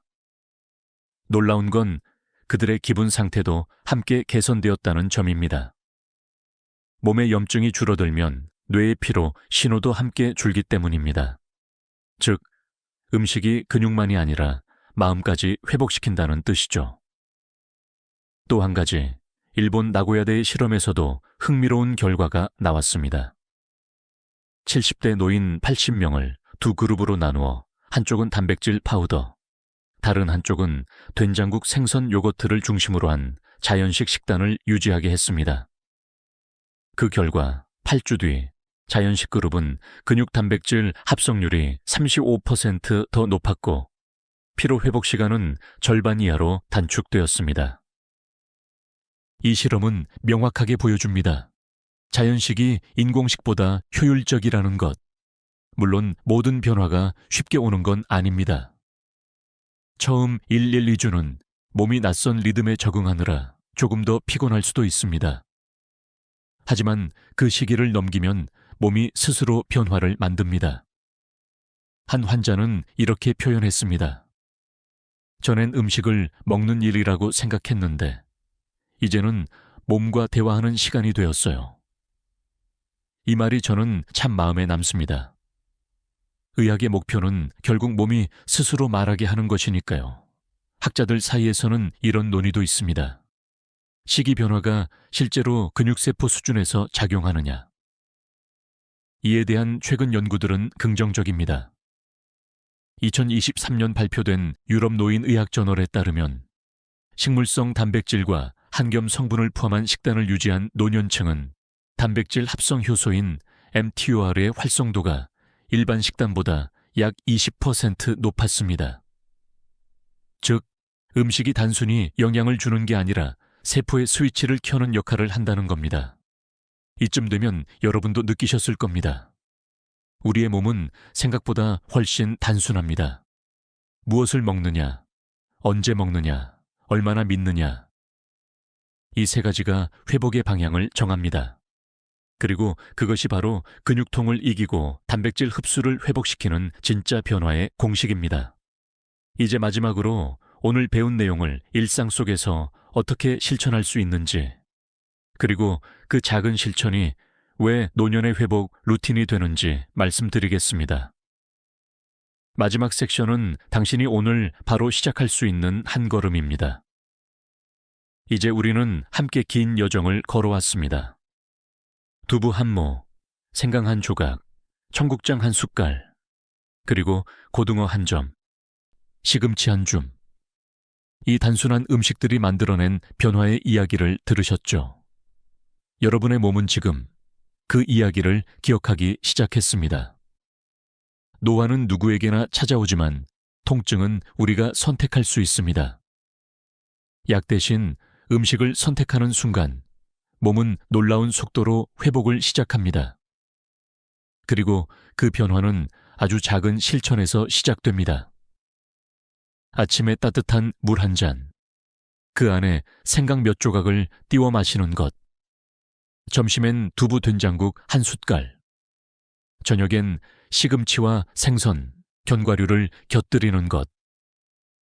이 세 끼가 모여 하루의 흐름을 만들고 그 하루가 모여 새로운 몸을 만듭니다. 많은 분들이 이렇게 말합니다. 이제 나이도 있고 다시 근육이 생길까 싶어요. 하지만 제가 만난 수많은 환자들이 보여줬습니다. 70세, 80세라도 근육은 여전히 반응합니다. 몸은 나이를 모릅니다. 다만 우리가 주는 영양과 습관의 언어에 반응할 뿐입니다. 그 언어가 약이 될 수도 독이 될 수도 있죠. 이제부터는 그 언어를 바꿔보세요. 당신의 몸에게 이렇게 말하는 겁니다. 이제 괜찮아. 오늘부터 다시 시작이야. 혹시 이 영상을 보며 나도 해볼까 라는 생각이 드셨다면 그것이 바로 회복의 첫 신호입니다. 당신의 몸은 이미 변화를 원하고 있습니다. 오늘 저녁 식탁에서 단 한 가지라도 실천해보세요. 그게 두부든 생강차든 혹은 밤늦은 간식을 줄이는 거든 상관없습니다. 중요한 건 시작했다는 사실입니다. 이제 여러분께 부탁드리고 싶습니다. 지금 이 영상을 보고 계신 도시 이름을 댓글로 남겨주세요. 서울입니다. 부산이에요. 대구에서 보고 있습니다. 그 짧은 인사 하나가 다른 분들에게 큰 힘이 됩니다. 함께한다는 느낌이 우리를 다시 건강으로 이끌어줍니다. 그리고 하나 더. 오늘 들으신 5가지 음식 중에서 가장 놀라웠던 음식은 무엇이었나요? 댓글로 남겨주세요. 여러분의 댓글 하나하나가 이 채널의 생명입니다. 그 이야기를 통해 더 많은 어르신들이 건강을 되찾는 길을 찾게 될 겁니다. 좋아요와 구독, 그리고 공유는 이 정보가 더 많은 분들에게 전달되는 작은 손길입니다. 그 손길이 모여 누군가의 건강을 바꿀 수 있습니다. 이건 단순한 영상이 아니라 서로를 살리는 따뜻한 연결이니까요. 마지막으로 이렇게 말씀드리고 싶습니다. 지금부터 다시 시작하실 수 있습니다. 오늘 들은 음식 하나, 습관 하나라도 몸이 기억하게 해주세요. 그 기억이 근육이 되고 활력이 되고 다시 걸음을 가볍게 만들어줄 겁니다. 우리는 할 수 있습니다. 함께 제대로 해냅시다. 오늘도 건강한 하루 보내세요. 지금까지 듣기만 해도 튼튼해지는 튼튼 라디오였습니다. 감사합니다. 60세 이상이라면 요즘 몸이 예전 같지 않다는 걸 느끼실 겁니다. 아침에 일어나 의자에서 몸을 일으킬 때 무릎이 무겁고 손에 힘이 잘 들어가지 않죠. 대부분의 분들이 이렇게 말합니다. 단백질만 잘 챙기면 근육은 다시 살아난다.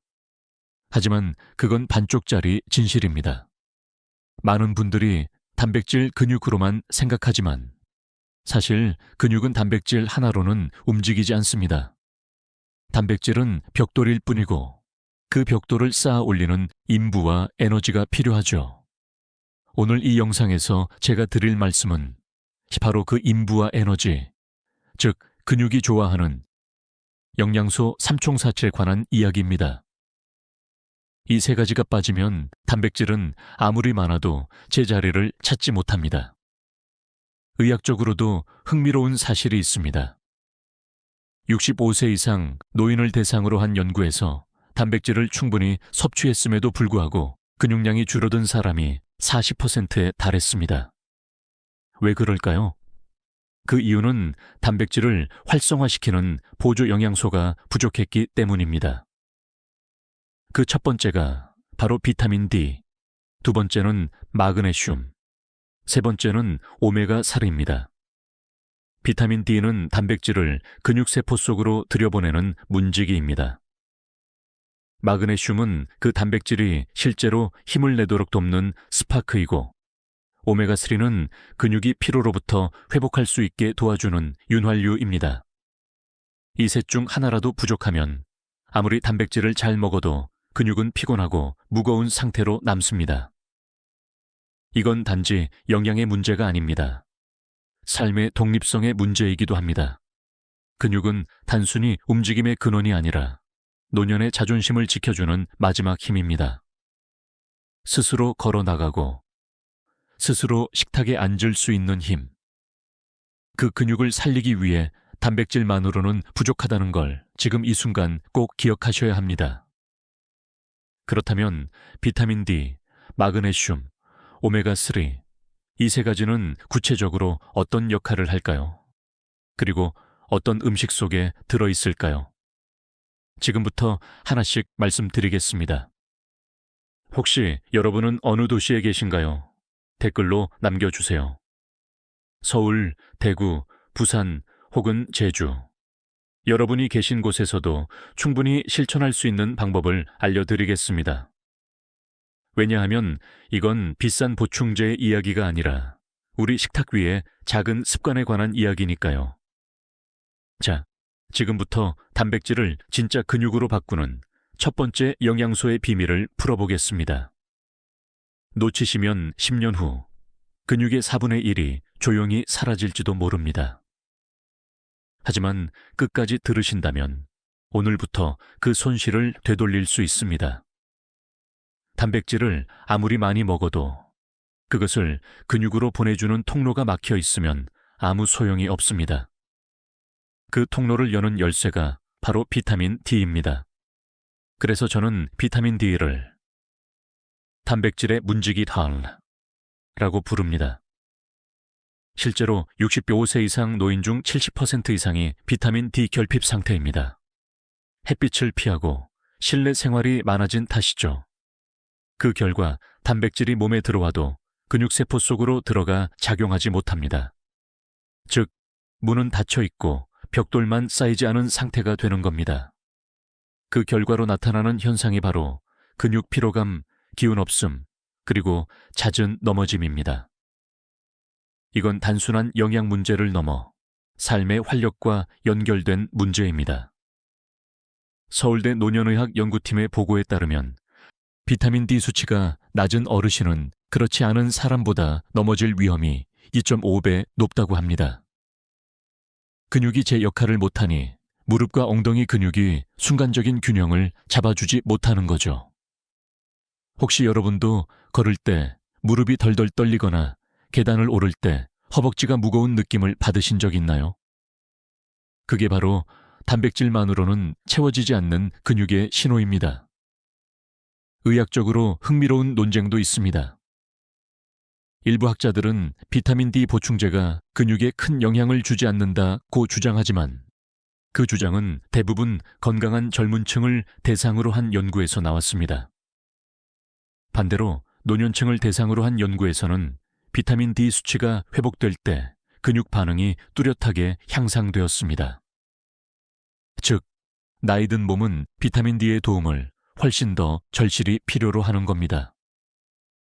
그렇다면 어떻게 채워야 할까요?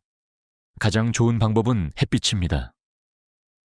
하루 20분만이라도 오전 10시에서 오후 2시 사이에 손등과 얼굴에 햇빛을 받아보세요. 단, 유리창 너머의 햇빛은 소용이 없습니다. 직접 피부에 닿아야 비타민 D가 합성됩니다. 식단으로는 계란 노른자, 고등어, 버섯, 우유, 그리고 간, 특히 소간이 훌륭한 공급원입니다. 하지만 음식만으로는 충분하지 않을 수 있으므로 의사와 상의해 소량의 보충제를 병행하는 것도 좋습니다. 특히 겨울철에는 햇빛이 약하니 더 중요하죠. 이제 제가 한 가지 재미있는 이야기를 들려드릴게요. 한 74세 여성 환자분이 계셨습니다. 매일 단백질 쉐이크를 꼬박꼬박 드셨는데도 힘이 안 생겨요. 팔에 근육이 안 붙어요. 라고 하셨죠. 검사를 해보니 비타민 D 수치가 정상의 절반도 안 됐습니다. 3개월간 햇빛 걷기와 비타민 D 식단을 병행한 결과 그분은 놀랍게도 팔 힘이 회복되고 밤에 쥐나는 횟수도 줄었습니다. 선생님, 몸이 따뜻해진 느낌이에요. 그 말이 저는 아직도 기억납니다. 비타민 D는 단지 영양소가 아니라 몸의 불씨입니다. 혹시 지금 이 영상을 들으시며 햇빛을 피하거나 모자, 긴팔 옷으로 전신을 가리고 계신가요? 이제부터는 하루 중 20분만이라도 몸에 햇살을 허락해 주세요. 그것이 근육을 깨우는 첫걸음입니다. 비타민 D는 돈으로 사는 약이 아니라 태양이 주는 가장 공짜이자 강력한 약이니까요. 이제 다음으로 단백질을 실제 힘으로 바꿔주는 두 번째 영양소, 마그네슘의 비밀을 말씀드리겠습니다. 이 영양소가 부족하면 근육은 마치 연료 없는 자동차처럼 움직이지 못합니다. 단백질이 있어도 엔진이 돌지 않는 이유, 그 답은 바로 마그네슘에 있습니다. 근육이 수축하고 풀릴 때마다 그 속에서 보이지 않는 불꽃이 튑니다. 바로 그 불꽃을 일으키는 성냥개비가 마그네슘입니다. 저는 그래서 마그네슘을 근육의 점화 스위치라고 부릅니다. 단백질이 벽돌이라면 마그네슘은 그 벽돌을 실제로 쌓아 올리는 노동자입니다. 이 영양소가 부족하면 단백질은 몸속에 있어도 근육은 힘을 내지 못합니다. 결과적으로 단백질은 먹는데 왜 몸이 약하지? 라는 의문이 생기게 되는 것이죠. 서울 아산병원 연구에 따르면 65세 이상 노인 중 마그네슘 섭취가 부족한 사람은 근력 저하 위험이 35% 이상 높았습니다. 근육이 경직되거나 쥐가 자주 나는 이유, 바로 마그네슘 결핍이 그 배경에 있습니다. 그런데 마그네슘의 역할은 단지 근육 수축에 그치지 않습니다.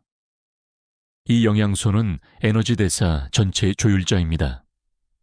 ATP, 즉 세포의 에너지 단위를 활성화시키는 열쇠이기 때문이죠.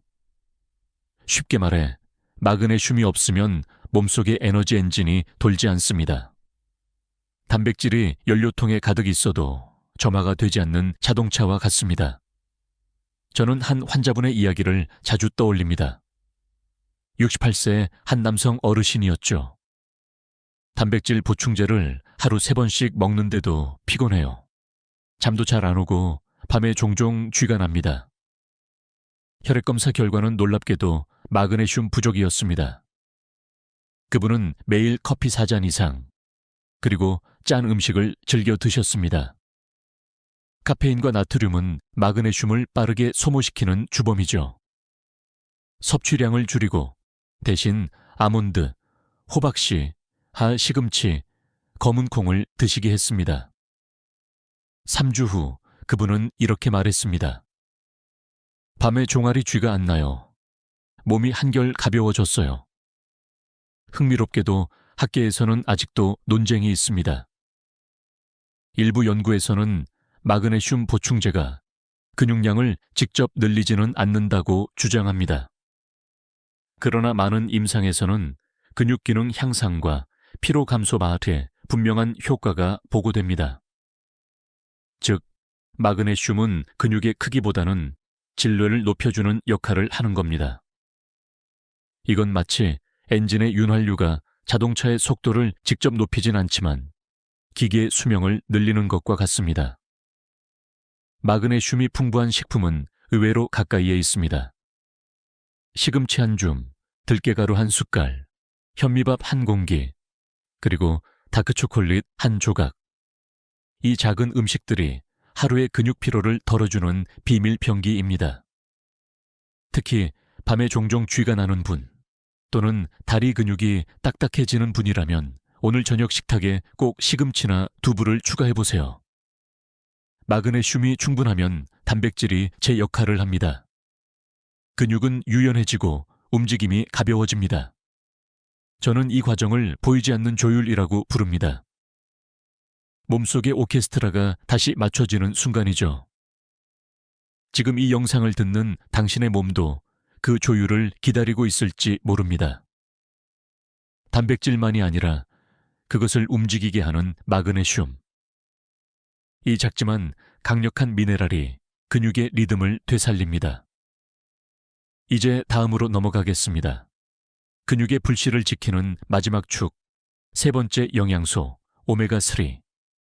이 영양소는 근육 속 염증을 잠재우고 단백질의 흡수를 극대화하는 조용한 해결사입니다. 바로 근육이 다시 부드럽게 움직이게 하는 윤활유죠. 근육이 단단해지는 데에는 단백질이 필요하고 움직임이 부드러워지려면 오메가3가 필요합니다. 그래서 저는 오메가3를 근육의 윤활유라고 부릅니다. 기름이 마른 기계가 삐걱거리듯 우리 몸도 오메가3가 부족하면 근육과 관절이 서로 마찰을 일으킵니다. 특히 60세 이후에는 몸속 염증이 서서히 쌓이기 시작합니다. 근육 속 미세한 염증은 통증과 피로, 그리고 회복 지연의 주된 원인입니다.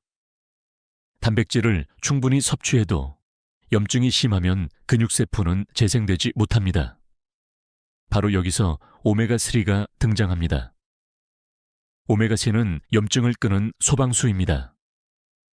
근육세포 주위의 열기를 식혀주고 단백질이 제대로 작용할 수 있도록 길을 닦아줍니다.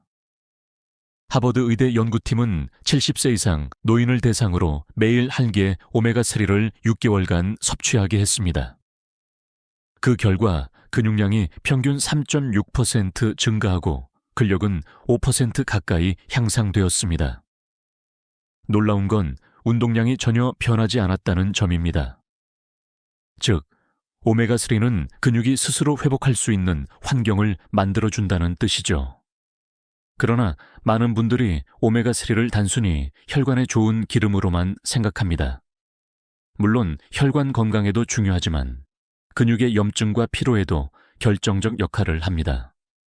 특히 운동 후 통증, 근육통이 오래가는 분, 아침에 일어날 때 몸이 뻣뻣한 분이라면 그건 오메가3가 부족하다는 신호일 수 있습니다. 재미있는 사실이 하나 있습니다. 노르웨이의 어부들은 70세가 넘어도 여전히 바다에서 일합니다. 그 비결을 묻자 그들은 웃으며 말했습니다. 매일 아침 우리는 생선기름 한 스푼으로 하루를 시작한다. 그 한 스푼 속에 담긴 게 바로 오메가3였죠. 그들은 단백질을 별도로 챙기지 않아도 오메가3 덕분에 근육의 염증이 거의 생기지 않았던 겁니다. 학계에서도 이런 논쟁이 있습니다. 오메가3가 근육을 직접 키우진 않는다. 맞는 말입니다. 하지만 오메가3는 근육이 회복할 환경을 만든다는 점에서 필수적입니다. 즉, 단백질은 건축 자재이고 오메가3는 그 자재가 썩지 않게 해주는 방수제입니다. 이 둘이 만나야만 근육이 오래갑니다. 그렇다면 오메가3는 어디서 얻을 수 있을까요? 대표적인 음식은 연어, 고등어, 청어, 꽁치, 들기름, 아마씨유입니다. 특히 들기름 한 숟갈을 밥에 비벼 먹는 습관은 한국 노년층에게 가장 간단하고 효과적인 방법입니다. 단, 오메가3는 열과 빛에 약하므로 조리 직후나 생으로 섭취하는 것이 좋습니다. 이제 질문 하나 드릴게요. 혹시 최근에 이런 경험이 있으신가요? 밤에 다리에 쥐가 나거나 아침에 손이 굳은 느낌. 그럴 때 대부분 단백질이 부족한가 하고 생각하시죠. 하지만 그 이면에는 마그네슘과 오메가3의 부족이 함께 숨어 있습니다. 몸의 불씨는 단백질이지만 그 불씨가 오래 타오르게 만드는 건 오메가3입니다. 제가 진료실에서 자주 하는 말이 있습니다. 몸의 기름이 마르면 마음의 기운도 마릅니다. 오메가3는 단지 근육을 부드럽게 할 뿐 아니라 기분 안정과 뇌 건강에도 깊이 관여합니다. 즉, 근육과 뇌는 하나의 회로로 연결되어 있습니다. 몸이 부드러워지면 마음도 편안해집니다. 오늘 저녁에는 생선 한 토막이라도 드세요. 혹은 들기름을 밥에 한 숟갈, 그 작고 고소한 한 숟갈이 근육의 피로를 씻어낼 겁니다. 그게 바로 단백질을 진짜 근육으로 바꾸는 마지막 조합입니다. 이제 3가지 영양소를 모두 이해하셨다면 다음 섹션에서는 이 3가지를 어떻게 식탁 위에서 조화롭게 구성할 수 있는지, 즉 노인 맞춤 조합식을 구체적으로 안내해 드리겠습니다. 이제 우리는 근육이 좋아하는 3가지 친구를 모두 알게 되었습니다. 비타민 D, 마그네슘, 그리고 오메가3. 그런데 여러분은 아마 이렇게 생각하실 겁니다. 좋아요. 그런데 이걸 어떻게 한 번에 챙기죠? 오늘 이 시간 저는 그 답을 구체적으로 알려드리겠습니다. 저는 이 식단을 만근육, 삼총사 밸런스 플레이트처럼라고 부릅니다. 먼저 아침입니다. 아침은 비타민 D와 단백질의 황금 조합 시간입니다. 햇빛이 가장 좋은 오전 10시 무렵, 삶은 달걀 1개, 플스 두부 반, 모 플스 들기름 한 숟갈이면 완벽합니다. 달걀 노른자 속 비타민 D, 두부 속 마그네슘, 들기름의 오메가3가 하나의 접시에서 만나죠. 이건 약이 아닙니다. 매일의 밥상에서 근육을 지키는 가장 단순한 루틴입니다. 점심은 에너지를 보충하고 근육의 피로를 회복하는 시간입니다. 현미밥 플라, 시금치나물 플라, 고등어구이 플런, 미소된장국 한 그릇. 이 조합은 비타민 D와 마그네슘, 오메가3를 동시에 제공합니다. 고등어의 지방이 근육 염증을 잠재우고 시금치의 마그네슘이 단백질 대사를 활성화하며 된장국 속 효소는 흡수를 돕습니다. 이건 영양학 교과서에서도 시니어 밸런스 식단으로 소개될 만한 조합입니다. 저녁은 회복의 시간입니다. 하루 동안 쓰인 근육의 피로를 풀고 밤 동안 재생될 수 있는 환경을 만들어야 합니다. 저녁 메뉴로는 두부조림 플러스, 들깨 미역국 플러스, 연어 샐러드를 추천합니다. 들깨의 마그네슘과 오메가3, 연어의 단백질과 비타민 D가 근육의 밤을 든든하게 채워줍니다. 거기에 바나나 반 개를 추가하면 칼륨과 마그네슘이 밤중 나는 현상을 완화합니다. 이 식단의 핵심은 양보다 조화입니다. 단백질만 왕창 먹는 것보다 3가지 영양소가 조화롭게 들어오는 것이 훨씬 중요합니다. 근육은 고립된 기관이 아니라 비타민과 미네랄, 지방이 함께 맞물려 돌아가는 복합 시스템이기 때문입니다. 여기서 제가 강조하고 싶은 점이 하나 있습니다. 노년의 식단은 절제의 과학이다. 너무 많이 먹어도, 너무 적게 먹어도 근육은 피로해집니다. 중요한 건 균형이고 리듬입니다. 아침의 햇빛, 점심의 단백질, 저녁의 회복성 지방. 이 3가지 리듬이 근육의 나이를 되돌립니다. 흥미로운 사실 하나를 알려드릴게요. 일본의 한 연구팀은 70세 이상 어르신 600명을 대상으로 3개월간 비타민 D 플라, 마그네슘 플라, 오메가3 식단을 유지시켰습니다. 그 결과 낙상률이 38% 감소하고 보행 속도는 평균 15% 빨라졌습니다. 더 놀라운 건 그들 대부분이 운동을 하지 않아도 자연스럽게 몸이 가벼워졌다고 말한 점입니다. 혹시 나는 음식을 잘 못 챙긴다 하시는 분들도 괜찮습니다. 그럴 때는 한 숟갈의 들기름 플러스 삶은 달걀 플러스 바나나만 기억하세요. 이 3가지만으로도 근육은 회복의 신호를 받습니다. 복잡하게 생각할 필요 없습니다. 우리 몸은 언제나 작은 꾸준함에 가장 크게 반응하니까요. 여러분, 근육은 절대 하루아침에 사라지지 않습니다. 하지만 잘못된 식습관으로는 조용히 약해집니다. 지금부터는 먹는 단백질이 아니라 살아 움직이는 단백질을 만들어야 합니다. 그 출발점이 바로 이 세 가지 영양소의 조화입니다.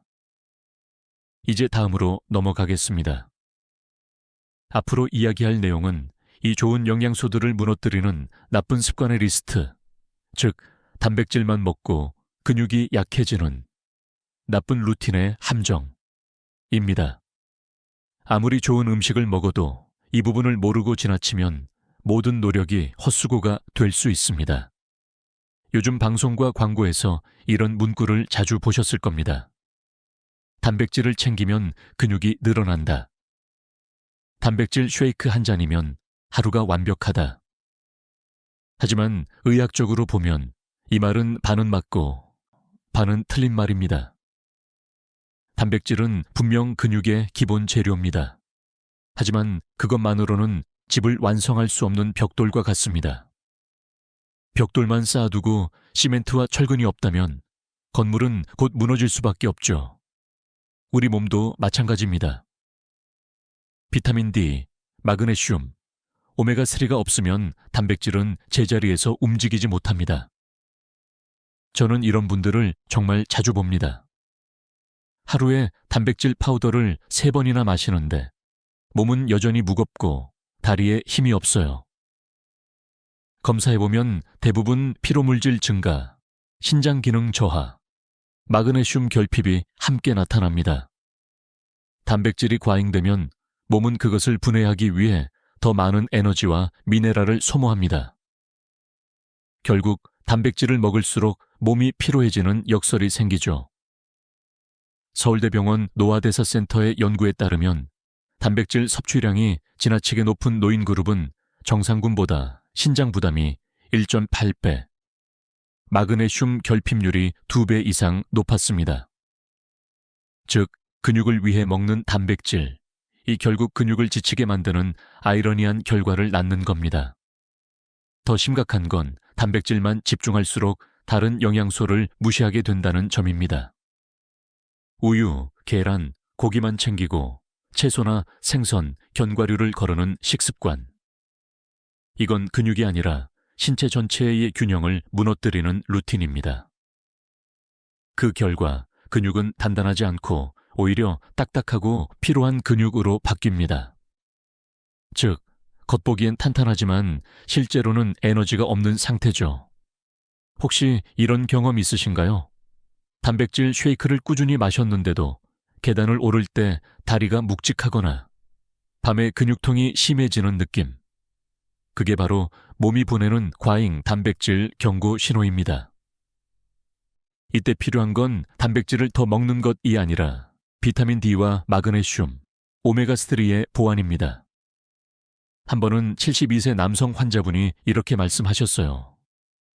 운동 후 단백질 파우더를 마시면 몸이 뻣뻣해지고 다음날 더 피곤합니다. 검사 결과 신장 수치가 살짝 높고 혈중 마그네슘이 정상 이하로 떨어져 있었습니다. 단백질만 과잉으로 들어와 몸이 대사 스트레스에 시달린 결과였죠. 식단을 조정해 생선과 채소, 견과류를 늘리고 단백질 섭취량을 20% 줄이자 불과 한 달 만에 몸이 가벼워졌다고 하셨습니다. 이건 단순히 개인의 경험이 아닙니다. 세계보건기구 WHO도 논영이 단백질 섭취에 대해 이렇게 경고합니다. 단백질은 충분히, 그러나 다른 영양소와의 균형 속에서 섭취해야 한다. 즉, 단백질은 주연이지만 비타민과 미네랄, 지방은 조연이 아니라 함께 무대에 서는 동반자입니다. 그렇다면 왜 이렇게 많은 분들이 단백질만 강조하는 잘못된 루틴에 빠질까요? 그건 단백질 산업의 상업적 이미지 때문입니다. 흔히 근육 단백질이라는 단순한 메시지가 광고 속에서 반복되기 때문이죠. 그러나 우리 몸은 그렇게 단순하지 않습니다. 근육은 과학이고 균형이며 리듬입니다. 지금 이 영상을 듣고 계신다면 하루 동안 내가 먹은 식단을 잠시 떠올려 보세요. 단백질만 떠오른다면 그건 이미 균형이 무너지고 있다는 신호입니다. 이제 단백질에서 한 걸음 물러나 몸 전체의 조화로 눈을 돌릴 때입니다. 다음으로 단백질 불균형이 실제로 몸에 어떤 신호를 보내는지 그 세부적인 증상들을 살펴보겠습니다. 그 신호를 제때 알아차리면 근육 손실을 절반으로 줄일 수 있습니다. 단백질만 열심히 챙기는데도 몸이 점점 무거워지고 피로가 쉽게 찾아온다면 그건 몸이 조용히 보내는 영양 불균형의 신호입니다. 우리가 흔히 간과하는 이 신호들은 대부분 사소하게 시작됩니다. 밤에 다리에 쥐가 나거나 손이 자주 떨리고 아침에 일어나도 개운하지 않은 느낌. 하지만 이 작은 변화들이 바로 단백질만 먹고 다른 영양소가 부족할 때 가장 먼저 나타나는 경고입니다. 근육은 몸 전체의 에너지 창고입니다. 그런데 이 창고를 열어주는 열쇠가 비타민 D와 마그네슘, 그리고 오메가3이죠. 이 세 가지가 부족하면 단백질이 근육 속으로 흡수되지 못하고 혈액 속을 떠돌게 됩니다. 결과적으로 피로 물질이 쌓이고 근육이 뻣뻣해지며 천도 떨어집니다. 서울대병원 노년의학센터의 연구에 따르면 비타민 D 수치가 낮은 노년층의 68%가 손발이 차고 계단을 오를 때 힘이 빠진다고 응답했습니다. 마그네슘이 부족한 사람은 밤에 쥐가 나거나 눈밑이 떨리는 증상이 잦았고, 오메가3가 부족한 그룹은 근육통과 관절염 증상이 훨씬 높게 나타났습니다. 이 모든 것이 결국 단백질이 제 역할을 하지 못하는 상태를 의미합니다. 이쯤 되면 이런 질문이 떠오를 겁니다. 나는 단백질도 먹고 비타민도 챙기는데 왜 여전히 피곤할까? 그 이유는 균형입니다. 하나를 과하게 먹고 다른 것을 거의 섭취하지 않으면 몸은 그 불균형을 피로와 통증으로 표현합니다. 즉, 영양의 부족이 아니라 조화의 부족이 문제입니다. 한 예를 들어볼까요? 70세 여성 환자분 한 분이 계셨습니다. 매일 닭가슴살, 계란, 단백질 파우더를 챙기셨지만 몸이 점점 무거워지고 아침에 일어날 때 어깨가 결린다고 호소하셨죠. 혈액검사 결과 마그네슘과 오메가3가 현저히 낮은 상태였습니다. 3개월간 생선, 시금치, 아몬드를 늘리고 단백질 섭취량을 약간 줄였더니 몸이 훨씬 부드러워지고 피곤이 줄었다고 하셨습니다. 이처럼 근육은 단백질만으로 만들어지는 게 아닙니다. 균형 잡힌 영양이 근육의 리듬을 회복시킵니다. 학계에서도 이 문제는 활발히 논의됩니다. 일부 연구에서는 비타민 D, 마그네슘, 오메가3의 결핍이 논연기 근감소증, 살초페니아의 주요 원인이라고 보고합니다. 근감소증은 단순히 근육이 줄어드는 게 아니라 몸 전체의 대사와 균형이 무너지는 상태를 말합니다. 즉, 단백질은 충분한데 몸이 점점 약해지는 이유가 바로 여기에 있습니다. 혹시 여러분은 요즘 이런 경험을 하고 계신가요? 평소보다 다리가 더 쉽게 피로해진다. 밤에 자주 쥐가 난다. 잠이 얕아지고 기운이 떨어진다. 식사 후에도 에너지가 회복되지 않는다. 이 네 가지 중 하나라도 해당된다면 지금 바로 식단의 균형을 점검해야 합니다. 단백질 외의 영양소가 고갈되고 있을 가능성이 높습니다. 몸은 절대 거짓말하지 않습니다. 특히 근육은 가장 솔직한 기관입니다. 무거워지고 경직되고 자꾸 피곤해진다면 그건 단백질이 부족해서가 아니라 단백질이 제대로 작동하지 않기 때문입니다. 이제 다음으로 단백질 과잉이 만들어내는 또 다른 위험, 즉 신장과 혈관에 미치는 부담에 대해 말씀드리겠습니다. 단백질은 약이 될 수도 있지만 너무 많으면 몸을 조용히 해치는 칼날이 됩니다.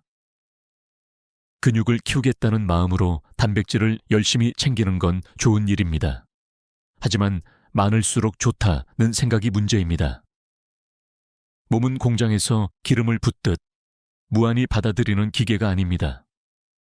특히 60세 이후의 몸은 단백질의 양보다 처리 능력이 더 중요합니다. 단백질이 몸에 들어오면 간에서 분해되고 신장에서 걸러진 뒤 소변으로 일부가 배출됩니다.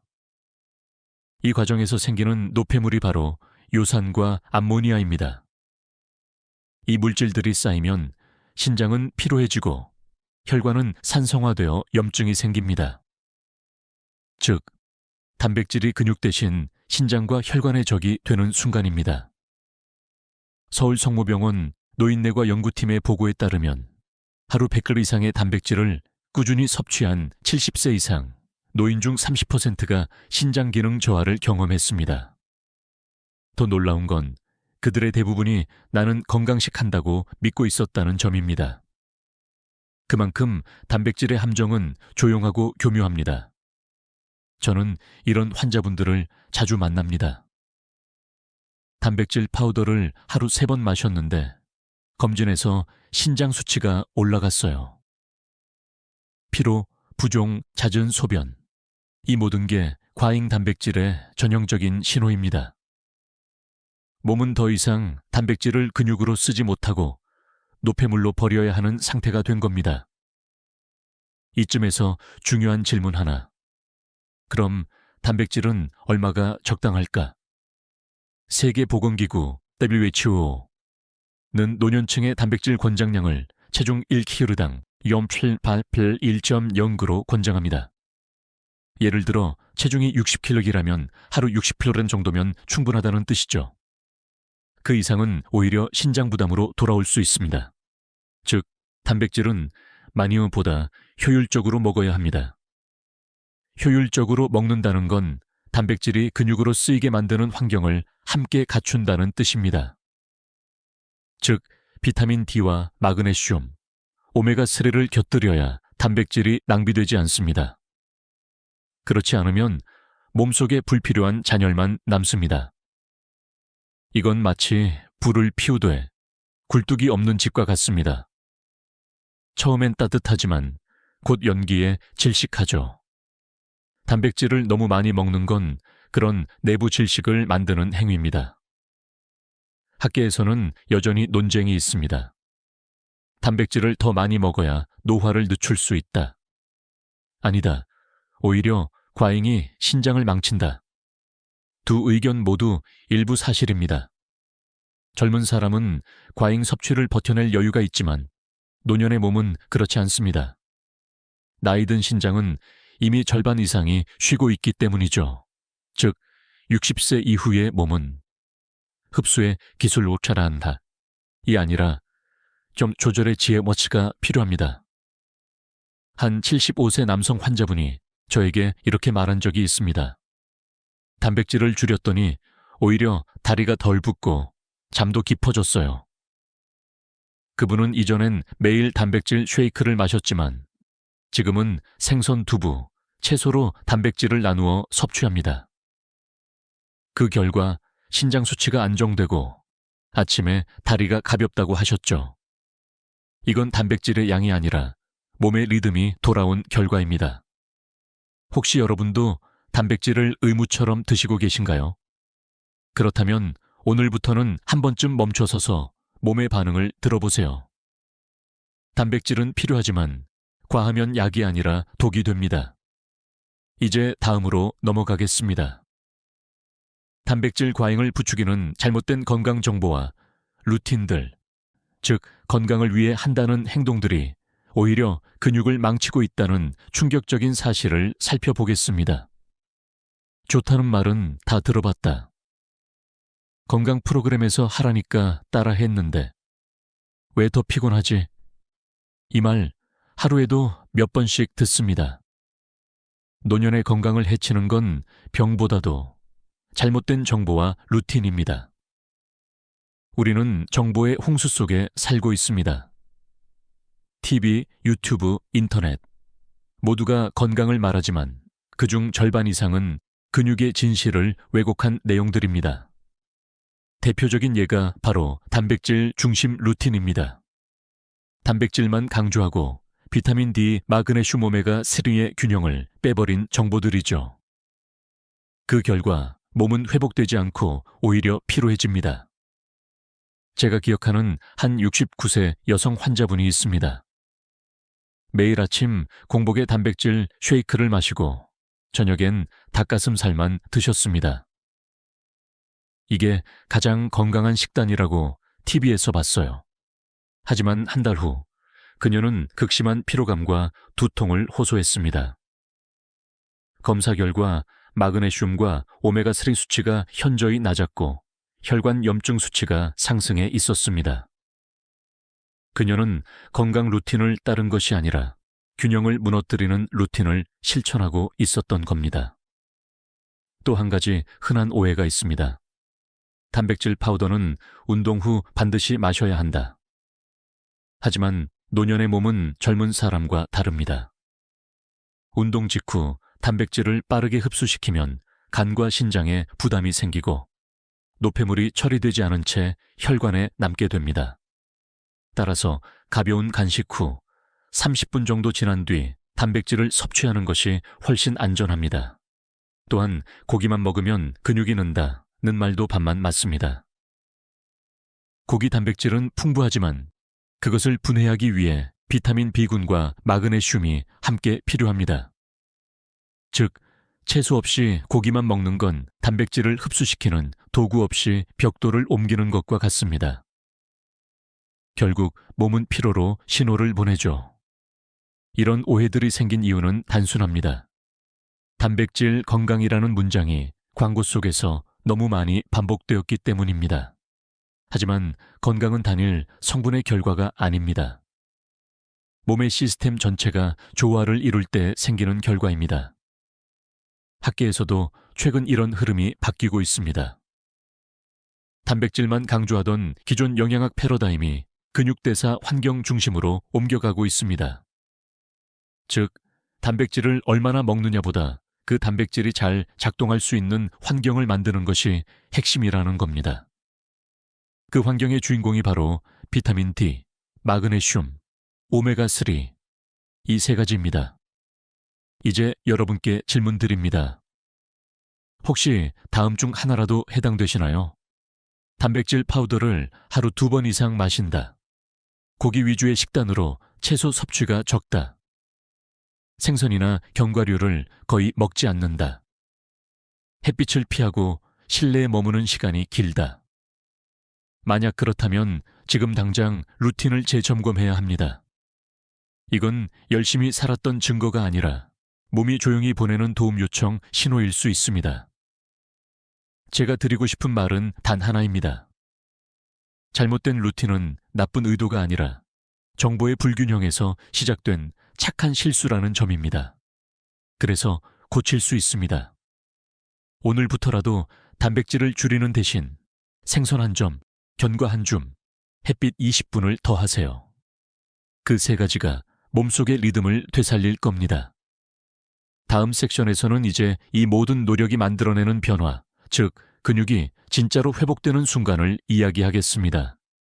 이제부터는 희망의 단계, 몸이 되살아나는 감각에 대해 말씀드릴 차례입니다.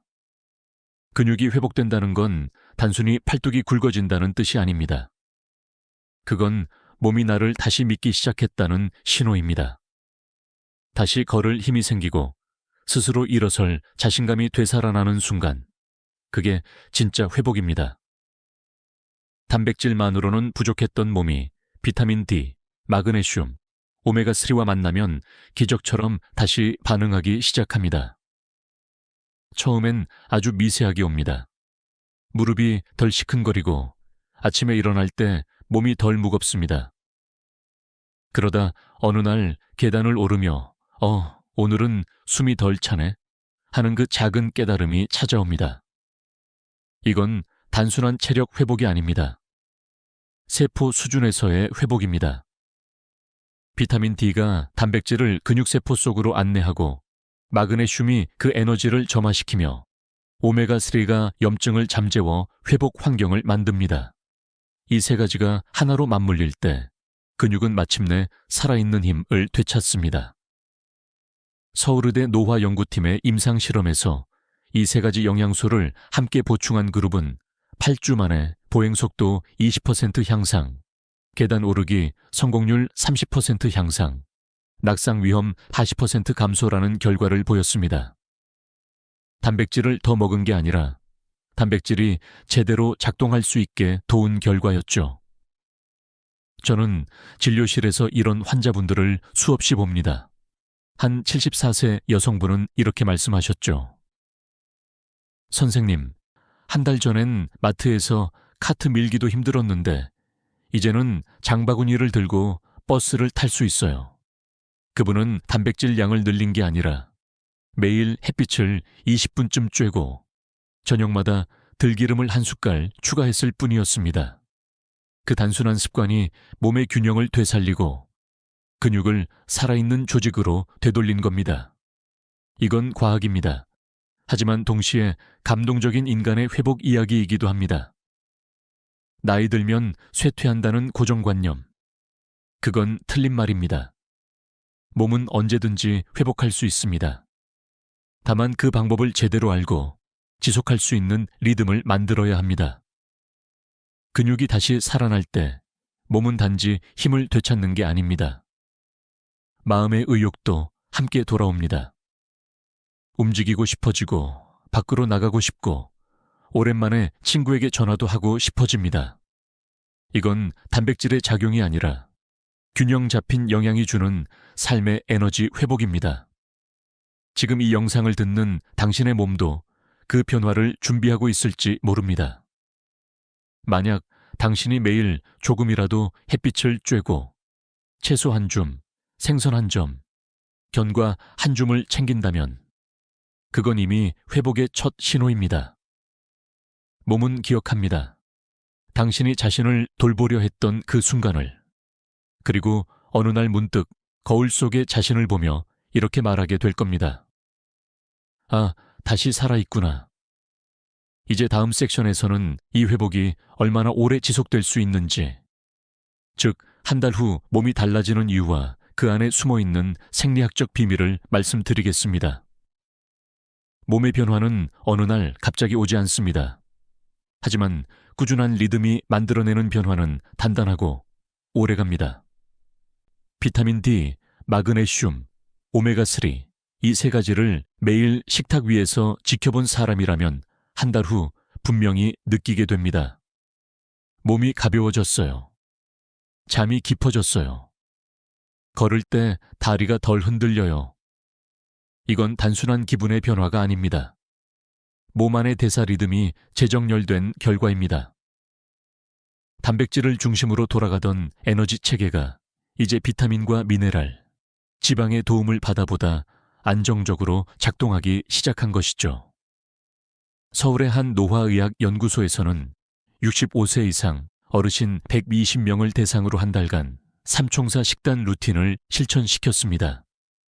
결과는 놀라웠습니다. 낙상률 35% 감소, 근육 피로감 40% 완화, 수면질 25% 향상. 그리고 무엇보다 대부분의 참가자들이 몸이 따뜻해졌다고 응답했습니다. 이건 근육의 회복뿐 아니라 혈류가 살아났다는 신호이기도 합니다.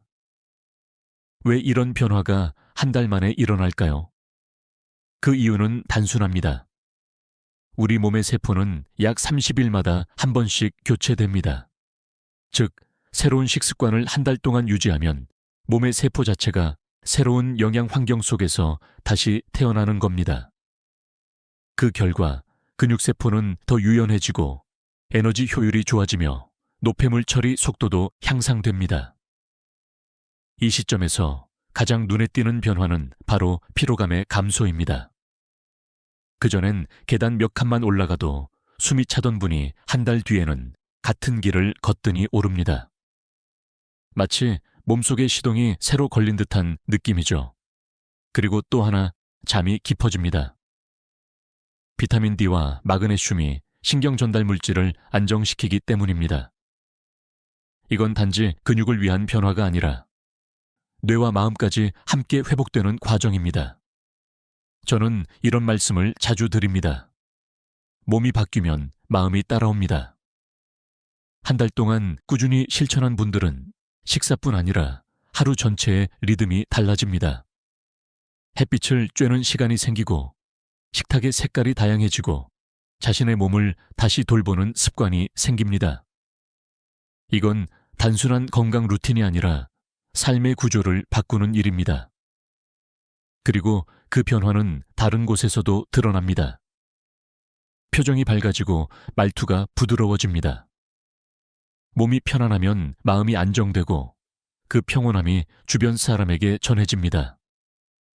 어느새 가족이 말합니다. 요즘 얼굴이 좋아지셨어요. 그 한마디가 바로 당신이 스스로 만들어낸 회복의 증거입니다. 한 달, 결코 짧지 않은 시간입니다. 하지만 그 한 달이 당신의 다음 10년을 바꿀 수도 있습니다. 지금부터라도 천천히 시작해 보세요. 단백질, 비타민 D, 마그네슘, 오메가3. 이 네 가지가 조화를 이룰 때 몸은 다시 움직이고 삶은 다시 흐르기 시작합니다.